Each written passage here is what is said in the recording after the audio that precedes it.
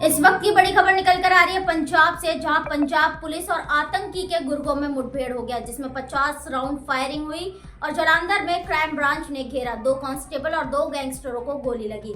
इस मसले पे बातचीत करने के लिए हमारे संपादक अशोक मिश्रा जी हमारे साथ जुड़ चुके हैं। तो आइए जानते हैं आखिरकार ये पूरा मामला क्या था।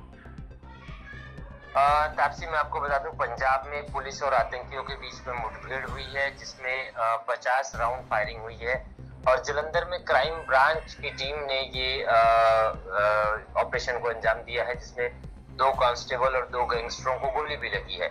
मैं आपको बता दूं कि पंजाब के जालंधर में पुलिस और आतंकी लखबीर सिंह लांडा उर्फ लांडा हरीके के गुर्गों के बीच जबरदस्त मुठभेड़ हुई है। इस दौरान 50 से ज्यादा फायरिंग चली है, जिसमें 2 कांस्टेबल घायल हुए हैं। गांव कंगनीवाल में हुई मुठभेड़ के बाद पुलिस ने लांडा हरीके के दोनों गुर्गों को गिरफ्तार कर लिया है। उनसे 7 अवैध हथियार और कारतूस बरामद किए गए हैं। इन गैंगस्टरों में एक नाबालिग लड़का भी शामिल है। तापसी, सबसे बड़ी जो चिंता की बात है वो ये है कि एक नाबालिग लड़का भी उसमें शामिल है। डीजीपी गौरव यादव ने सोशल मीडिया एक्स पर इस बारे में अपनी जानकारी साझा की है। पुलिस अधिकारियों के मुताबिक अगर हम बात करें तो तापसी, जालंधर कमिश्नरेट पुलिस के क्राइम ब्रांच के स्टाफ को लांडा के गुर्गों के बारे में इनपुट मिला था।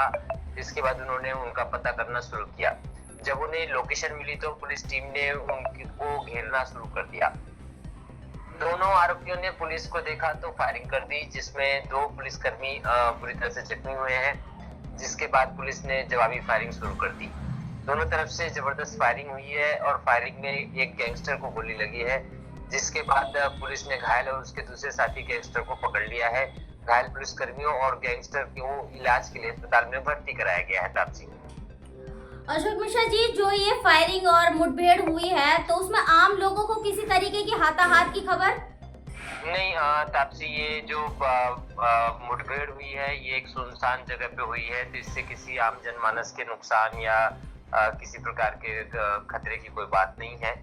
लेकिन ये है कि ये पंजाब में एक बार फिर से बड़ी चिंता का विषय है कि अचानक से इस तरह से चीजें फिर से निकल के एक बार सामने आ रही हैं और ये कहा जाए तो पंजाब सरकार के लिए बड़ी चिंता की बात है।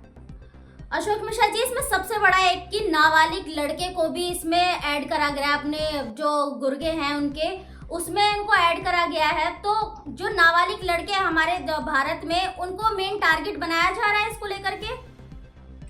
तापसी, देखो, इसमें टारगेट बनाने की कोई बात नहीं होती है। आजकल की जनरेशन बहुत कम समय में सारी चीजों को हासिल करने का जो एक दिमाग में चलता है, उसका नतीजा है कि एक नाबालिग बच्चे का इसमें शामिल होना ये सरकार के लिए, राज्य सरकार के लिए और केंद्र सरकार के लिए बड़ी चिंता का विषय है। बड़े सोचनीय विषय है कि एक हमारी जनरेशन जो है अब वो एक बार फिर से गलत रास्तों पे जा रही है।